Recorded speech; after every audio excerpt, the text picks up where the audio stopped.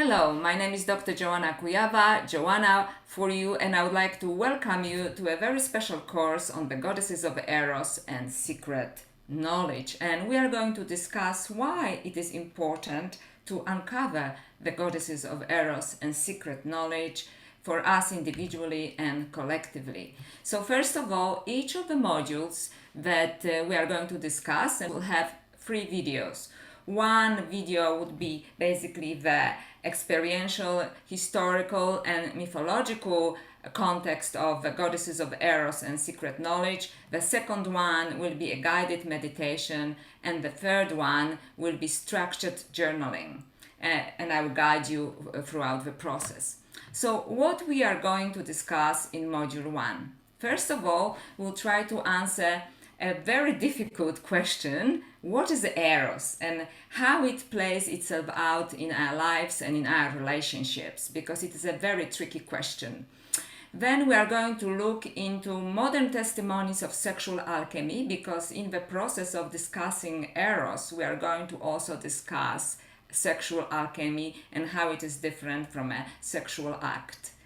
Then we are going to look at the strange polarity that we know individually and collectively between 2 archetypes for a woman, either as a mother or a whore or a harlot. Right? So we are going to look why this polarity actually occurred in our society, and was it always there historically? So that's a very interesting question.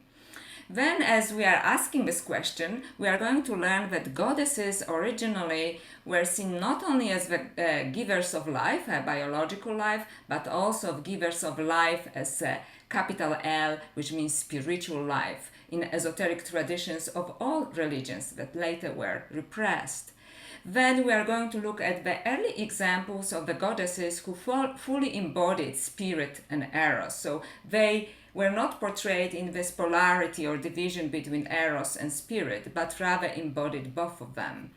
Then we are going to read a beautiful poem and a prayer by a priestess and Vedana of goddess Inanna. I'm sure everybody has heard about goddess Inanna, and she was her priestess in her temple and wrote this beautiful poem / prayer for her goddess, which is really imbued with wonderful sensuality and spirituality as well. Then we are going to very briefly read an excerpt from my book, The Other Goddess, which basically covers all the topics that we are discussing in this course and much more. Then, as I already mentioned, we have a video 2, which is guided meditation, and video 3, structured journaling. So let's get into this.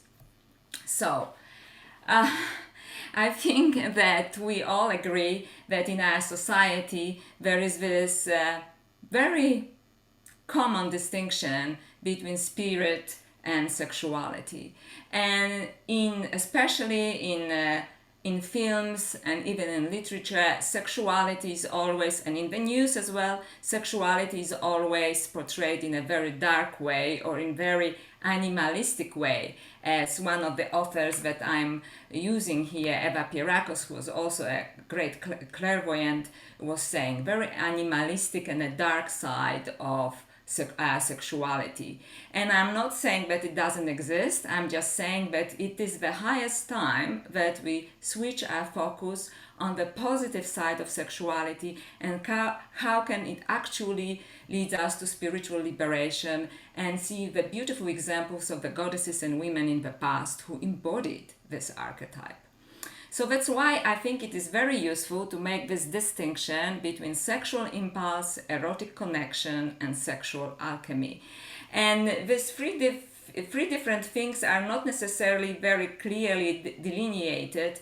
They are often connected, but let's use it as a very clear distinction for now, so we can see how these 3 things are different and how Eros plays itself differently in each of them.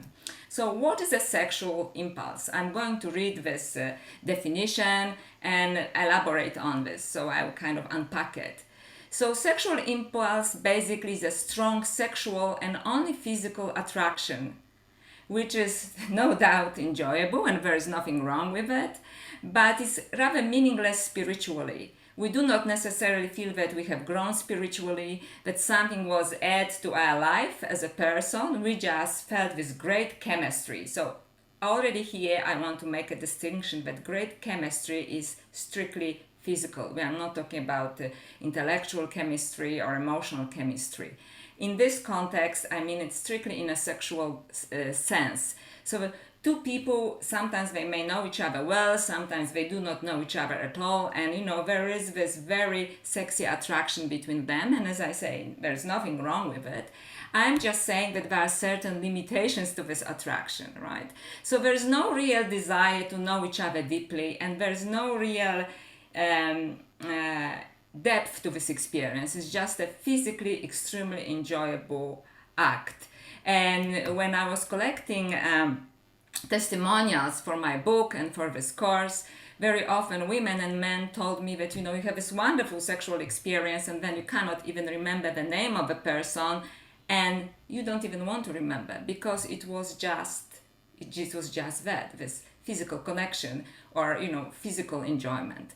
So this is sexual impulse, and I would say that most of our films and literature basically focuses on this side of our sexuality, just very impulsive, and as Eva Pieracco says, animalistic form of our sexuality, which is there, no doubt, but this is the lowest level, so to speak, of our sexuality. Then the next level is something that I would call erotic connection. So what is erotic connection?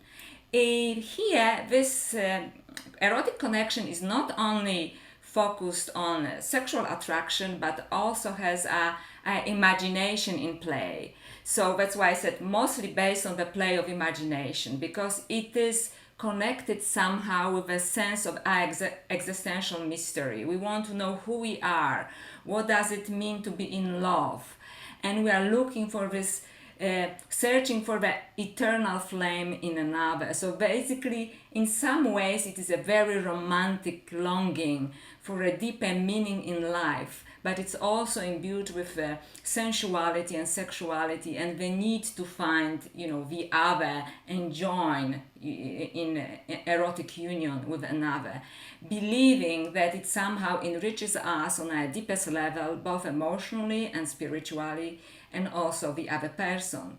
So I would say that erotic connection happens when you meet someone and you feel this connection. It may be on top of the sexual attraction, there's nothing wrong with it, but it's a little bit more. You feel like you've known this person, or you really want to know this person, or you feel like, oh, whoa, maybe we've met in a past life, or maybe this person comes straight from my imagination, from my very deep desire, which is not only sexual but is also existential and spiritual desire to fully connect with another person.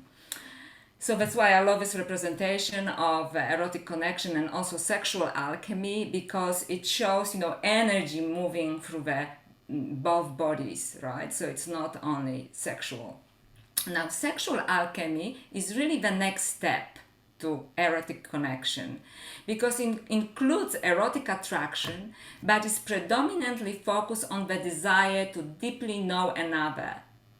Okay, so you really want to know the other person, and in fact, after the act, you feel that you know this other person, although you may not know anything about their lives, because let's say it was a very casual and unexpected meeting, and you may not know the details of their personal life. You may not know, who their mother or father was, whether this person has sisters or brothers, but you feel that on a deep existential, spiritual and emotional level, you truly know them. So in this aspect, Eros can act as a bridge for the two souls to meet and connect, and this is kind of a warning. It sometimes means that it disregards the rules of society. Because Eros is not really concerned that much with the rules of society, what you're allowed to do, what you're not allowed to do. When are you supposed to have attraction to someone or not to have attraction with someone. This eros is very playful, but it also has this deeper aspect to itself, and it really pulls you, towards this other person, towards this desire. And the amazing thing from the testimonies for my book and for this course is that people feel that they feel completely bedazzled. And in a moment I will discuss in a few slides, completely bedazzled by this experience, something that was extremely unexpected. So for example, they would have never dreamt about doing something like that, sometimes with a nearly complete stranger, and yet the experience has unbelievable depth, and they feel that even after a brief encounter they learn something about themselves, the capital S, self. They actually discovered the core of their soul, or reconnected or connected sometimes for the first time with the core of their soul, with the internal being that lives with all of us, within all of us, and it surprises us. But not only we discover this connection with our own spirit, but we discover the connection with the other person's spirit. So wow, that's truly amazing, right? So once we find our own deep self, let's say the soul of our existence, the soul of our being, we can connect with the soul of this other person with whom we just had an erotic encounter. So this is a very powerful experience and very difficult to forget, and it actually opens new doors of our perception into the spiritual world. So this is already quite amazing, as you can see, because it kind of breaks away from this polarity between sexuality and spirituality, because it is this sexual experience, although I prefer to call it an erotic experience, that actually created a deeper connection with your own soul and with the soul of another being. So it's almost like we've met on another plane, so to speak, because the experience was so meaningful for both of us, even if previously we didn't know each other so well, right? So that's why very often also other authors say that this can be a dangerous thing, because yes, Eros doesn't care, if you're already attached or not attached, right? So I understand that some people may have a problem or judgment about it. I'm just saying what happens when we have this kind of experience. Okay, so the next question I think that is good to ask is Eros and intimate relationship and how it plays itself out there. So first of all, there are different levels of relationships and Eros. So one of them, and I start with a kind of obvious one that many of us fall for, or maybe in the past we fell for it, is romance and the romantic trap. And in a moment I'll discuss also the archetypes of Goddess Radha. This is a representation of Goddess Radha from Hindu scriptures, and we will discuss Goddess Radha more in module 3 when we talk about a particular type of the Goddesses of Eros. So romance is part often of the erotic connection, right? Because we have this longing, we have this deep desire, to discover and connect with the other person. We use our imagination, we daydream, we dream about this person. It's almost like we want to bring them into life from the depth of our being, from the depth of our desire. Right? And in future modules we'll be talking about esoteric traditions that actually celebrate the erotic desire as a means for spiritual evolution. So just a little bit of a preview. But what happens here? What happens here is the romantic trap, which means that very often we are trapped in this desire. So we just really want to have, the flowers and chocolates and this sexual attraction all the time. But it's seldom possible forever, because Eros is very playful, it comes and goes.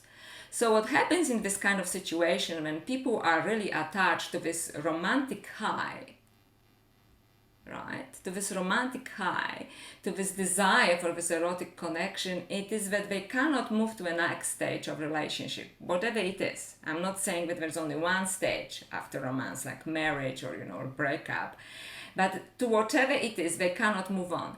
So what happens, it is that they leave a relationship, most likely, because, the play of Eros is not as strong as it was in the beginning, but they believe that they can have it with someone else. So in this way, they're just kind of serial dating people, who just looking for this erotic high, for this romantic connection over and over again, just with another person. And then with the second person, it wears off, because this is how Eros works. You cannot capture Eros. It's a little bit like a wild horse. It's beautiful and it's free. It comes and goes. Yes, it's very difficult to harness a wild horse, right? So you can think about Eros as a wild horse.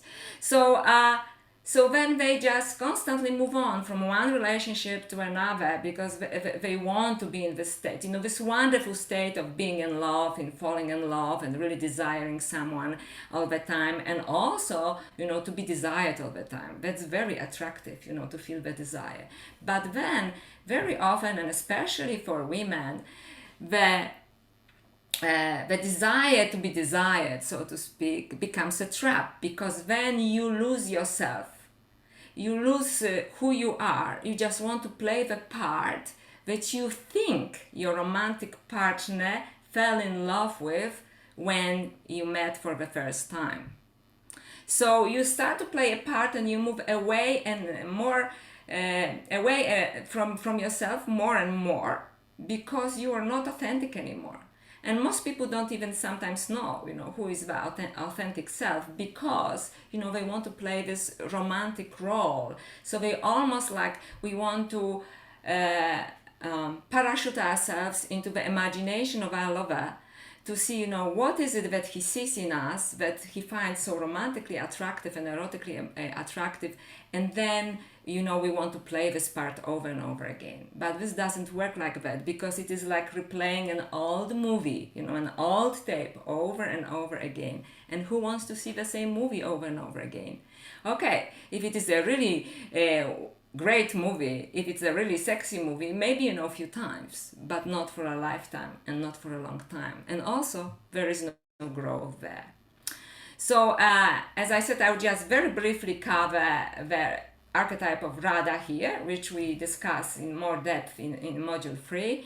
But basically, Radha, a Hindu goddess, which represents an archetype of being a woman, for one type of a woman for some of us. It is the goddess who desperately falls in love with Lord Krishna, although she's married to another man. So as you see, Eros again here kind of breaks societal conventions, even in Hindu scriptures, and she longs for him over and over again. All she can do is to think about him. So in a way, this archetype and this romantic trap also represents the state of being in which we just love being in love. We just love being in love. And we cannot move on past this, because love is such a deep experience that also enriches our soul, but we cannot even move in this direction because we just want to be in love. So it's this type of a person that loves being in love and doesn't want to move past this. And later, when I discuss Goddess Radha as an archetype in more detail, there is something that may happen to this archetype of a woman. Then she moves spiritually towards universal love, or becomes the universal love. So she basically embodies universal love or divine love, in this longing. So her longing that originally was for her partner, or the longing for being in love, becomes longing for the divine, right? So this is the highest level of the archetype of Radha. And as I said, we'll discuss it in module 3. Now, what society is telling us, and what most often happens, another stage of Eros, is marriage. However, marriage asks us, and it's a beautiful institution, and people who are married do a wonderful job, with they run this society, right? They have children, they start families, and very deep familial connections. But this requires a change of focus. Now we have to focus on family and less on eros. And there are all kinds of societal rules and expectations that we have to commit to. Now we are in a committed relationship, eros or no eros.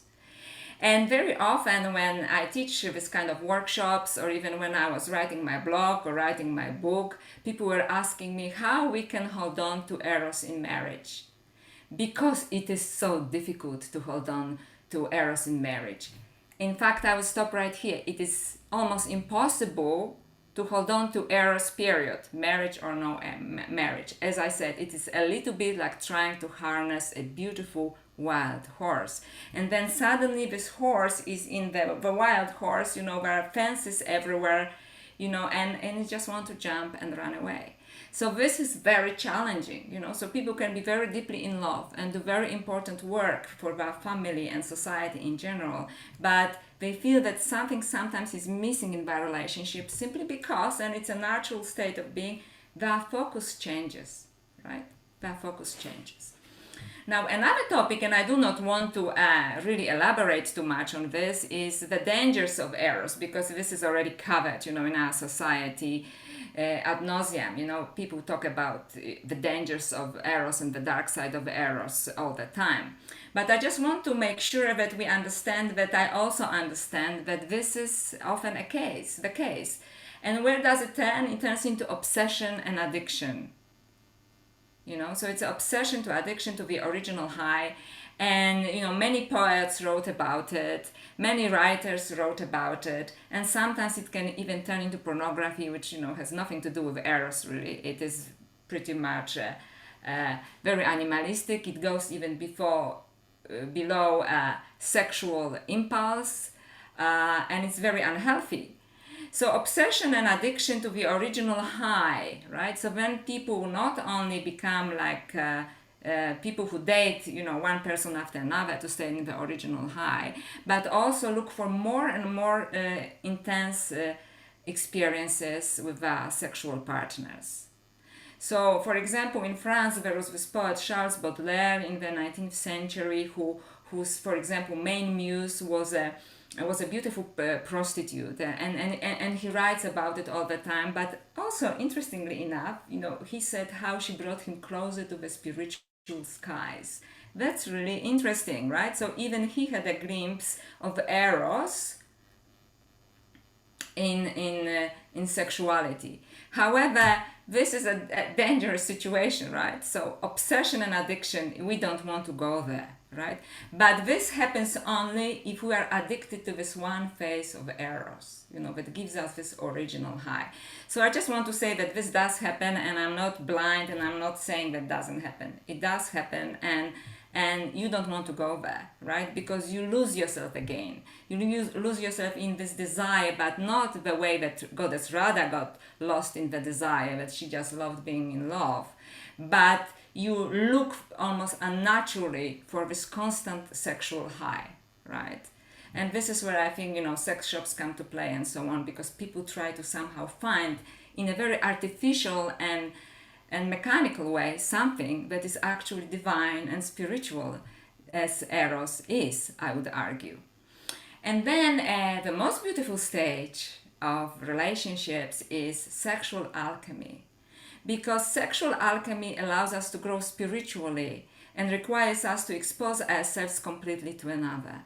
So not only we grow spiritually, we get to know each other better on a deepest spiritual soul level. We discover our own soul through this experience. But this also involves hard work, and this is where romantic couples caught in the romantic trap don't want to go, because they have to pretend, or they think they have to pretend all the time to play this role of an imaginary romantic lover over and over again. In sexual alchemy, you really want to know each other. So it means you expose even ugly parts of each other, whether physically or emotionally or psychologically, right?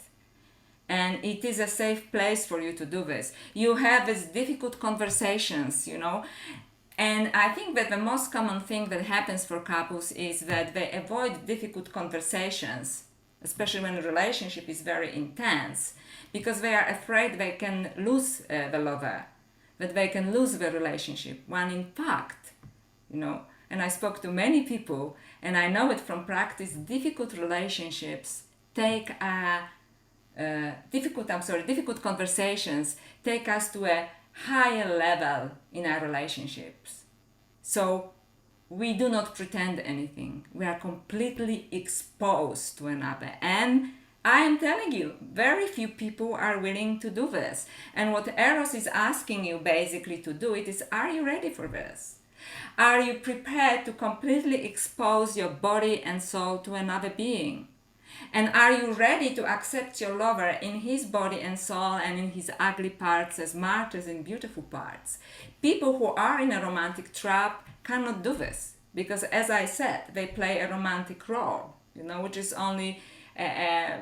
which is in many ways completely false, especially if it's being repeated over and over again. Here, the spirit and Eros is asking you for a full exposure. So what Eros is asking you, are you prepared, to bare your soul and your body to another, and even to admit it to yourself? This is a challenge that I hope you are going to take up on. So here I would like to discuss some examples of modern testimonies of sexual alchemy, which I included in my book, and there I have many more of them. So one of them, which is I think my favorite, but some people may find it very controversial, it is when a woman who was already in a committed relationship. And I think quite likely, I think the man was also in a committed relationship. And they had this kind of soul-shattering experience. They felt this romantic longing, and then they had this experience of sexual alchemy when they actually felt, I am not physically, it's probably not an appropriate word, but like they actually, during the love making, they went to another dimension and could basically see each other's souls. And it was such a profound experience that very deeply changed their lives. Yet, as both of them said, they knew nothing of each other. They didn't know the details of our lives. It was supposed to be just one encounter. And in fact, it was one encounter, but I'll give you a spoiler here. And that changed them very deeply. And they decided, no, they have to obey the rules of society. That was the most meaningful thing that ever happened to them. But, they had committed relationships already. And they decided to go their own ways. And strangely enough, many years later, I think it was 3 decades later, the woman was becoming a civil celebrant, and she was asked to do her first funeral rites for a body of a man which just arrived from another country. And yes, you're right, you're guessing it right. To her shock and amazement, it was the body of her former lover, with whom she had this one powerful encounter that changed both of our lives, and then they separated. So there was almost like some kind of cosmic romance, cosmic justice, or would I say cosmic closure to this experience of sexual alchemy, because unknowingly he came back to her for his funeral rites. That was, I found it really amazing as a story. Another example I was given by a woman who is now in a committed relationship, but when she was a young woman, she ran out of her resources after university and started to work as a high-level escort. And she decided that the only way she could do it is when she can bring spirituality to her, obviously casual encounters with men, because she was acting as an escort. And she was practicing sexual alchemy as she, taught herself to do. And then she said that men with whom she had those encounters were thanking her for spiritual and emotional healing. So they said, this encounter with you healed so many wounds in me. So even men who came just originally for a sexual encounter with the escort, they said that went way beyond a sexual encounter. it completely transformed them. So I thought it was very interesting. Sexual alchemy can also help us to heal old and sometimes ancestral emotional blocks. And I had a testimony of one man who was, abused by his stepmother, and he was abused by his wife or former wife. And eventually he was in a different relationship, and the woman decided to leave the relationship simply because he was not open emotionally. And she says she couldn't deal with this. And then he said that on the last night and the last lovemaking, because she said, that's it, I'm leaving, he allowed himself, he said, to surrender to the beautiful spiritual female energy, from his lover. Maybe because he felt safe now, because he knew she was leaving, So as I said, Eros works in funny ways for us. And he said that he felt the inner flow of his own being, which is quite interesting because in Tantra and in esoteric Hinduism we talk about Sushumna, which is the channel through which our Kundalini energy and our life energy flows. And he says he could see this energy opening in his own being. That's why I love this representation here of us, because this is basically shows, like a body exploding because the soul is exploding within our body. Right, so he said, and it was an extremely unbelievably healing experience for this man, although the relationship ended as they planned. But I suspect that the reason why he allowed himself to feel this healing energy that was coming from his partner, because he knew that the relationship ends, and then he was not afraid of being hurt again, as he was in previous relationships. But here I would like to emphasize that the fact that in all of these examples, both women and men recognize the healing power of female sexuality, which for centuries and millennia was put down as something that needs to be controlled or even dangerous, forgetting or repressing the healing and spiritually liberating potential of female sexual energy.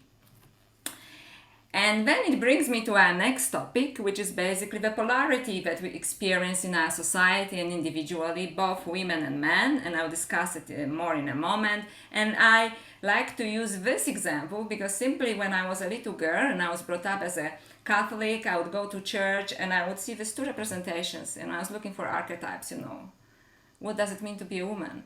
And one was of this Holy Mother, Virgin Mother in the Catholic Church, and one was that of a harlot, which was represented by Mary Magdalene. And now we know, and I will discuss in coming modules, that Mary Magdalene was not a harlot. This was just a figment of patriarchal imagination and completely untrue, and even Catholic Church admit to this in 1968 or in 1969. I don't want to put not sure which one exactly, but either 1968 or 1969, saying, that it was a scriptural mistake. So Mary Magdalene was never a prostitute, and I will discuss it when I talk about Gnostic goddesses in future modules. So this polarity, you see, is deranging for both women and men, and also for our society, because and this is a very familiar image. So I'll just read this and unpack it. The familiar image and its consequences as a polarity in the individual and collective perception as to what it means to be a woman. So basically, you either have to identify yourself completely as a mother, and nothing wrong with it. A mother is a beautiful archetype, and we all need a loving mother, but also with this completely unrealistic expectation on what she is. She's first of all a virgin, which means she's asexual. So this asexual mother archetype, and so there was only for millennia there's only one respectable choice for a woman, to be this holy mother, right? So basically you would become bearer of men's children, right? And then the man would lose sexual interest in you because basically your job was to produce offspring, yeah? And that's it. You produce offspring and then take care of the offspring, and you should be very religious and very spiritual, and devote yourself to bringing your children. And then this archetype can appeal to many women, but when I speak to lots of women, including the women that are mothers and love motherhood, they said they feel limited by this archetype, and often they feel undesired once become mothers. So there is a limitation to this archetype. Now, the polarity is also very strong in men's mind, collectively and individually, as many from my testimonials men said, because they feel that they have this kind of division in their heads, about the mother of my children and the woman I desire.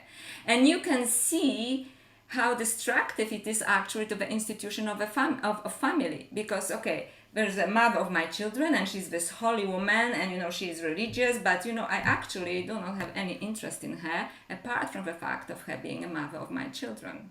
And there are these other women that I sexually desire, but I can't, if the man has integrity, I cannot have anything to do with this, because then I ruin the concept of my family. Or in some traditional societies, even nowadays, it is okay for a man to have a lover, right? There's this other woman in his life. So basically, this polarity doesn't allow people who are already in a loving relationship to explore their eros. I'm not saying that it happens in all relationships, but it does happen in many relationships, and it is the strange division in our human psyche, which is very subconscious, to which we're brainwashed from the last 2-3 millennia, maybe 3 millennia, that you can be either this or that as a woman, and as a woman you accept it, or not, and as a man, you live this strange polarity as well, So once I had many testimonials that women said that their husband lost interest in them once they had a baby, or the men actually said, I lost interest in my wife after we had children. Another negative effect is that the fear of a sexually desirable woman or the need to demean her. So this is quite interesting. We all, both women and men, have this fear of a sexually desirable woman. And I think why? Maybe because we can feel that perhaps she's a threat to the stability of our current relationship or a committed relationship. But also, I think intuitively, and I would like us to look into this direction, we can feel that there is a power in a woman who claims her sexuality. And now I just want to make a little warning and put it in brackets, so to speak, is that if we claim our power, as sexually desirable women, and also, I claim my sexuality and its full potential, then we have to act responsibly. We cannot just, walk around and throw this sexual energy at everyone, because, it is a powerful thing. And it will create damage, and it will create heartbreaks for others and for you, right? And we discuss it more in module 3, right? So this is one thing. It's one thing to explore the huge potential of female sexuality, including spiritual potential, and another just to throw it irresponsibly. And that's why probably we were never taught how to claim our power and how to evolve it, and how to treat it respectfully and show it respectfully, so it's not considered a threat. Another thing that, I think is extremely sad is the need to demean women who claim their sexual power. And it comes again with many institutions, from patriarchal institutions, which were run by, old empires like Roman Empire. So, for example, Saint Jerome, and it's nothing against Christianity, he was a Roman aristocrat. So, he just acted by the rules of his society. He was at the same time, he was a very ascetic man, but he was completely obsessed with women. And he had this incredible desire to demean women that he found sexually attractive. So he would say, if a woman shows her sexual allure, then she's devil impersonated, because, then she takes a man away from God. You see, there's again this crazy distinction between spirituality and sexuality. But if she covers herself up because she knows that she has this allure, so she doesn't want to provoke anybody, then it's even worse because it forces a man to imagine what is under those clothes. So there is no way of doing it right then, according to this traditional perception from the Roman Empire of women, right? So that's why he had, and many men since then, and I still observe it, especially in traditional societies, the need to demean a woman who claims her sexuality, calling her names, assuming that she's promiscuous and so on, simply because, somebody shows her beauty and her power in an erotic way. So to conclude this PowerPoint, it creates an obvious difficulty as it confuses both genders, both women and men, have this limitation, and limits the scope of possible loving and committed relationships, because then we think we can all be this or that. You can only be a mother or you can be a harlot. How damaging it is to human psyche. So let's see what were the examples of earliest goddesses who actually embodied spirit and eros. And I'm going to talk about Parashakti and Uma here from the Hindu tradition before we move to Western tradition from Sumer. So according to Joseph Campbell, who is the famous mythologist and wrote this beautiful book on goddesses, he said the earliest goddesses were givers of life, small l, which means basically givers of biological life, and this is already a beautiful gift, so that's why we can be here and enjoy nature and enjoy being embodied.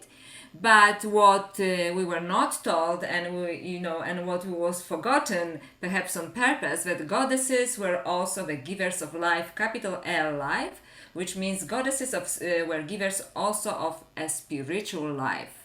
Okay, so one was a physical life, like every mother, but also a spiritual life.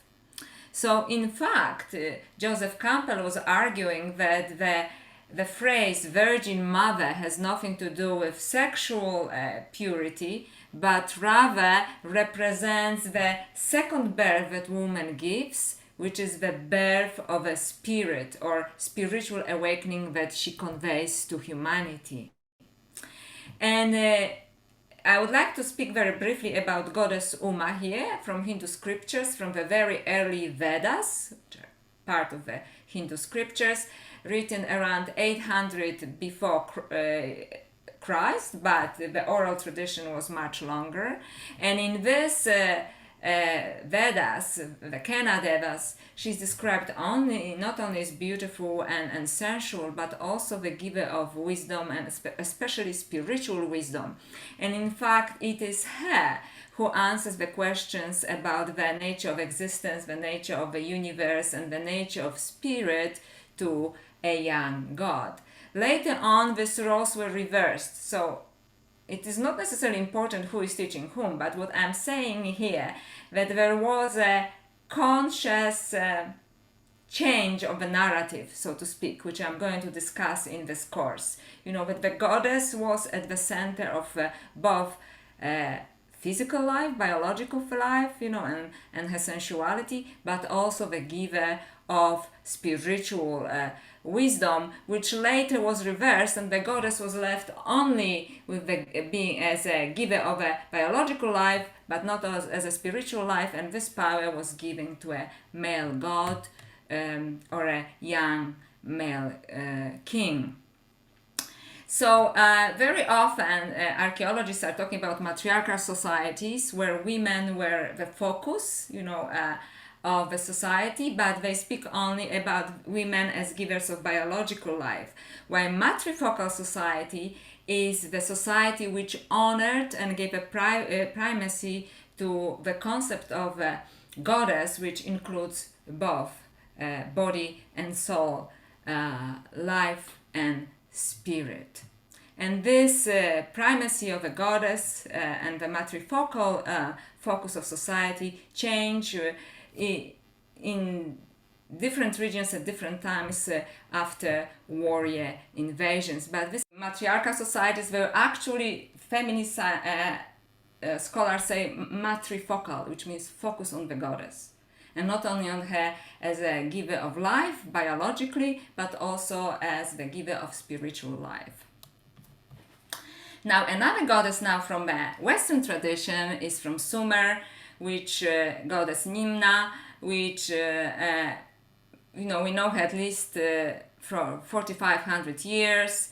And I'm taking this example from Joseph Campbell. So I think that this is probably the best representation of what he's describing here.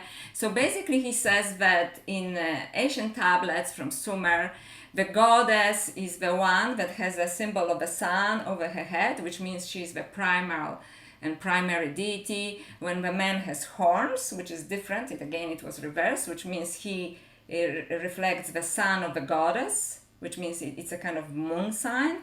So he just has the reflected light when she has the original light.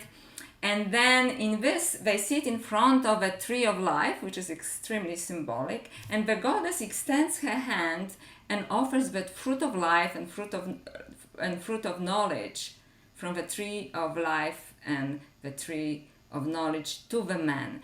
And what is interesting here, and lots of mythologists stressed this, that behind her is the upright serpent.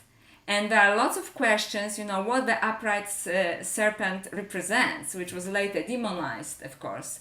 And basically, in many esoteric traditions, both of the East and West, the serpent represents a spiritual energy which is awakened, which is like a Kundalini energy for some people who know about yoga and Kundalini energy, which is at the beginning, before it is awakened, it is a coiled serpent, and once it is awakened, it basically moves up Sushumna or along our spine, and this brings spiritual awakening. So she is the giver of spiritual awakening to humanity. So we have it also in our Western tradition. Now, I really love this picture of Goddess Inanna. I'm sure that many of you heard about the Goddess Inanna. It is the earliest example of sexual alchemy in the West, because we have descriptions of Inanna written by her priestess and Medana, who was a daughter of a king and in Sumer, and became a priestess in the temple. And she wrote this devotional prayers / poems to Goddess Inanna and her consort Dumuzi. So just to very quickly to cover this, Goddess Inanna was a goddess of everything. She was a goddess of war, she was goddess of Eros, she was a goddess of fertility, she was a goddess of love, she was a goddess of wisdom. So she was this kind of goddess of everything, as I like to say it. And at a certain stage in her life, and she had a lover called Dumuzi, a young god, she was asked to visit the underworld, which I think is extremely symbolic. It's like a subconscious mind, to attend a funeral of one of her relatives. But once she went to the underworld, she was forced to give up all her powers. So basically, this is when you dive deeply into your subconscious. You have to, all the armor, all the protection, all your perception of who you are, which is represented by our egos, we have to drop. And she had to drop it, and she saw herself naked and completely vulnerable. But in this vulnerability, through the power of magic and with a helper, there's always a helper in every mythological story, which represents our descent to our unconscious or our subconscious, where we can finally let go of our ego expectations of ourselves and find our authentic self away from all the layers of what our society told us we should be. There's always a helper in the darkest moment. So she meets a helper and he helps her to get away from the underworld. And this picture for me symbolizes Goddess Inanna coming back from the underworld, transformed. Now she knows her real self. Now she's beyond the ego. And But this kind of transformation, ladies and gentlemen, has a price, which means she has to leave something behind. She has to leave something behind that's very, very important to her, apart from her ego. So, in a strange turn of events, she decided to sacrifice her lover, Dumuzi. So she is spent 6 months of the year with him, and for 6 months he has to go into underworld, which is basically, in my opinion, he has to explore his own real self as well for 6 months. So remember how when I was talking about sexual alchemy, I was saying that both parties have to be willing to completely expose themselves to each other. They have to work on themselves and work on each other. So this is what it is. Goddess Inanna returning to her lover after visiting the underworld. I just love this picture. And what happened there? She let go of her old perceptions of who she is, what love is, and what is Eros in relationships. So she's transformed. And she's established in her new self the ultimate goal of sexual alchemy, to know the self in yourself and the other. So this is Goddess Inanna for us. And now I would like to share with you the beautiful prayer written by her priestess Inanna, who was a king's daughter, and wrote these beautiful poems about sexual alchemy between Goddess Inanna and her lover, young king Dumuzi. So the poems are both spiritual but also deeply sensual. That's why I put this very sensual part of the poem, so we kind of can start to get over this traditional perception that Eros is separate from spirit. So let's read the poem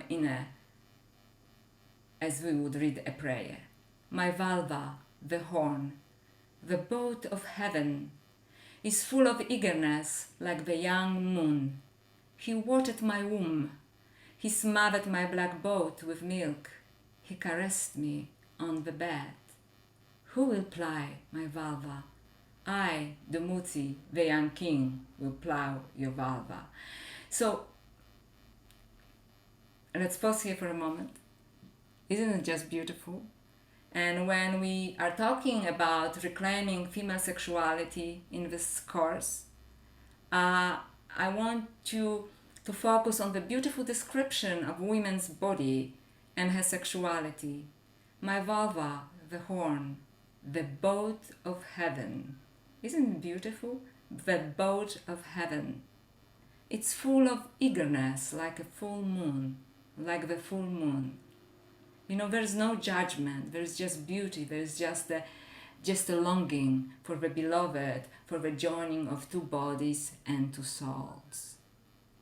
The boat of heaven, in full eagerness, like the young moon. I think we can repeat it as a prayer. The boat of heaven is full of eagerness, like the young moon. And later, when we have a meditation in video free, perhaps you can bring exactly this feeling back, you know, of getting away from the shame and guilt and uncertainty of our sexuality. The boat of heaven, who is in full eagerness, like the young moon. And now, I would like to read a very brief excerpt from my book, The Other Goddess, and this is the beautiful cover of my book. And I just have to turn on the light here, which describes the beginning of a ritual that the priestesses in Inanna's temple conducted. So let's listen. The priestesses were dressed and made up to represent the beauty, sensuality, wisdom, and awesome power of creation and destruction that the goddess represented. Their eyes are outlined in the shape of elongated almonds, in black and blue. The folds of their dresses moving gracefully and giving glimpses of their round thighs as they stepped out in front of the temple.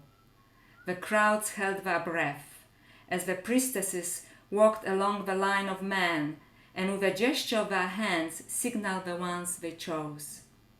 The chosen men were led inside to be introduced to the rituals, which usually involved recounting of the sacred names of the goddess, Inanna, Inanna, Inanna, enter me, in the sweet, seductive whisper of the priestesses, as fragrant incenses were burned and sacred oils were prepared by the younger attendants.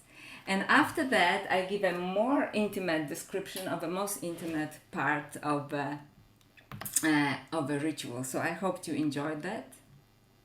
I call this the call of Inanna's priestesses. So far, before we stop our first video, we have discussed erotic connection and sexual alchemy. Looked at the examples of sexual alchemy and the goddesses who embodied Eros and spirit, and we spoke only about very few goddesses, such as partially Radha, but especially goddess Uma or Parashakti, Nimna and Inanna. We read a prayer and an excerpt from The Other Goddess, my book. And when you are ready, in video 2, we are going to listen to a guided meditation, and in video 3, we'll do some structured journaling. So I hope to see you in video 3. So until video